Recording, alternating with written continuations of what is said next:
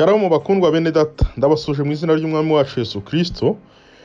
Iki cyumweru urubuga Saveur Divine rwashimye ko twaganira ku jambo ryitwa ibigeragezo. Bityo rero ndifuza ko tureba bimwe mu bintu byihishe inyuma bitugerageza.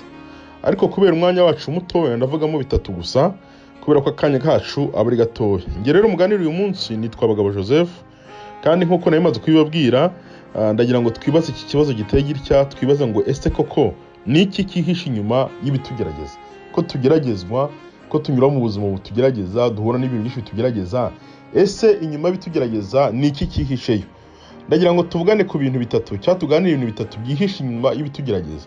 Icya mbere nuko inyuma y'ikugeragezwa kwacu cyangwa inyuma y'ibitugerageza hari ukwemerwa n'Imana. Ndagira ngo nkubwire ngo mwene data mushiki wanjye, inyuma y'ibikugerageza, nyuma y'ibintu bikugerageza, nyuma y'ibiguteye kugeragezwa, nyuma y'ibigucamo hari ukwemerwa n'Imana. Yobu mu bice 31 umurongo wa 6 hari amagambo yavuze ngo henga pimirwe ku minzani ireshya kugira ngo Imana imenye gutungana kwanjye.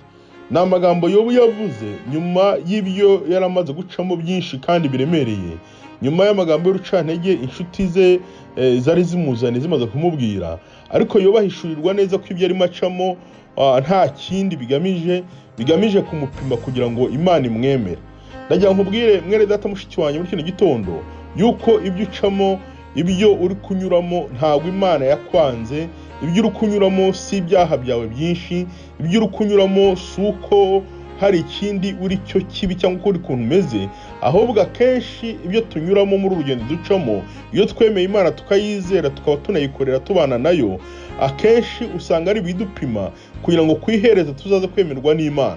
Ndagira kugira ngo kimwe mu bintu byihishe inyuma yo kugeragezwa kwacu nuko harimo kwemerwa n'Imana, Imana ikakwemera, Imana ikabona ko ushyitse nyuma yo kugeragezwa. Hari muri ibyo waririmba ngo ibigeragezo bitabayeho ngo ntiwaba uri mu nzira, ngo iyo niyo sabune ngo umugenzi akarabamo. Kandi reka nkubwire ngo kugeragezwa kwacu kudutunganyirizwa kuzagera ahantu heza cyane nyuma yo kwemerwa n'Imana. Ibikugerageza rero nikagutera ubwoba cyane cyangwa bituma uhangayika wumva ugeze kure cyane, kuko nyuma yo kugeragezwa kwawe, nyuma y'ibyo ucamo, nyuma y'ibyo byose, nyuma y'amarira, nyuma y'intambara, nyuma y'ibikugoye harimo kwemerwa n'Imana. Yowe yaravuze ngo henga pimirwe ku minzani ireshya, ibice 31:6 ngo pimirwe ku minzani ireshya kugira ngo Imana imenye gutungana kwanjye. Imana ikeneye kumenya gutungana kwawe, ariko akenshi hari igihe bica mu bigeragezo kugira ngo Imana ihamye gutungana kwawe. Icyo ni icyambere cyihishe inyuma y'ibitugerageza, nuko harimo kwemerwa n'Imana, Imana imaze kubona gutungana kwawe. Icya kabiri cyihishe inyuma y'ibitugerageza nuko tugeragezwa akenshi, ariko iyo tugeragezwa kenshi nuko ibigeragezo byacu bidusunikira ku cyo Imana yagambiriye mu buzima bwacu. Ndagira ngo wenda nkivuye gutya, nuko ibigeragezo bidusunikira ku mugambi w'Imana mu buzima bwacu. Icyo nicyo cya kabiri. Nuvuga ngo nubwo tugeragezwa, ariko akenshi ibigeragezo bidusunikira ku mugambi w'Imana mu buzima bwacu. Somye amagambo y'Imana mu Itangiriro ugera ku mico 37 basanga inkuru z'umugabo witwa Yozefu. Yozefu Imana imuha kurota, akagira ibyo arota, akabona akanayishurirwa neza ibizamubaho. Ngo ariko ngo aza gukundwa tena na se, ariko bitera bene se kumugirira ishyari kugeza ubwo bageze ku rwego rwo kumugurisha n'ibindi byinshi bibi bamukoreye ntarondoye, ariko basoma mu Itangiriro 37. Nyuma y'aho 39 Yozefu agize ngo agiye aho agurishijwe, naho ngo nyirabuja waho yari yagiye ngo aramwifuza yifuza gusambana nawe, ariko nabyo biza kwiyongera mu byamugeragezaga. Ndagira ngo ngo inzira ducamo kugira ngo tugere ku masezerano y'Imana irakomeye, ariko ibyo ducamo akenshi nibyo bidusunikira kugera ku mugambi w'Imana mu buzima bwacu. Yozefu yaciye mu kwangwa, yangwa na bene se, bigera ubwo agurishijwe, aho agurishijwe naho agezeyo ntibyamuhira, nyirabuja aramwifuza. Yozefu amubwira ati ngiye sinakora icyaha, ntabwo ibyo bintu njya mbikora. Nyirabuja noneho ubwo aramugambana amusukira mu nzu y'imbohe. Reka nkubwire ngo ibyo turi gucamo, ibyo ucamo uyu munsi cyangwa se ibyo waciyemo, akenshi biragenda bikakugeza ku mugambi w'Imana mu buzima bwawe. Uzo gusubiza amaso yawe inyuma, wewe wumva kino kiganiro cya Saveur Divine, uzo gusubiza amaso yawe inyuma, wewe wumva amagambo tuvana mu kino gitondo, urasanga uhagaze aho ugeze naho uri uyu munsi, akenshi bikorwa n'ibyo wagiye ucamo byari bigoranye, ariko bikagusunikira ku cyuri cyo uyu munsi wa none. Abenshi icyo tubaye cyo uyu munsi wa none, abenshi aho turi uyu munsi wa none ni impamvu ziva ku bigeragezo twagiye tugeragezwa nabyo mu buzima bwacu. Yosefu nawe kugeragezwa kwe byagiye bimusunika bimugeza mu rugo rw'ibwami, agezeho naho nyirabuja nawe amumerera nabi, biramusunika bimugeza muri gereza. Ariko iyo usomye mu itangiriro ku bice 40 kugera ku bice 50, aho hantu niho byamugejeje neza muri gereza, ariko waza guhurirayo n'inzozi umwami yarose, warazirotora. Bya bindi byari ibigeragezo biramusunika bimugeza ku ntebe y'ibwami, kugeza ubwo yicaye ku ntebe ikomeye muri icyo gihugu yari arimo, aho yarafungiwe aho ngaho mu gihugu cya Egiputa. Ijambo ry'Imana tubwira ko na bene se bahamusanze ni byinshi, wasoma guhera ku gice cya 40 kugera ku gice cya 50.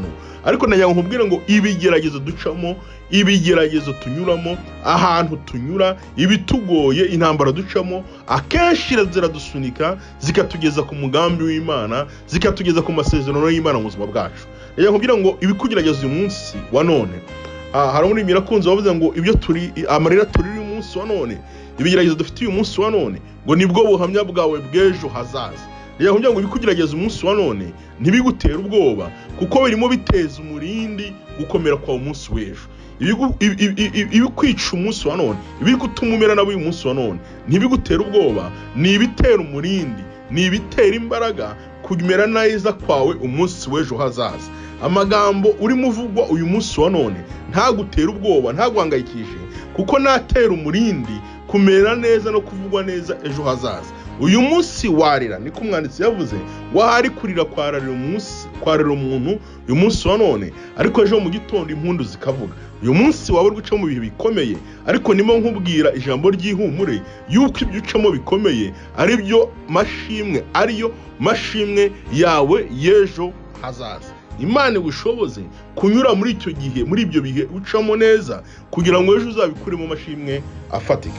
Icya gatatu kishe nyuma y'ibitugerageza nuko ibigeragezo bidusunikira kumenya agaciro, cyangwa agaciro Imana, no kumenya agaciro k'Imana yacu n'imirimo y'Imana.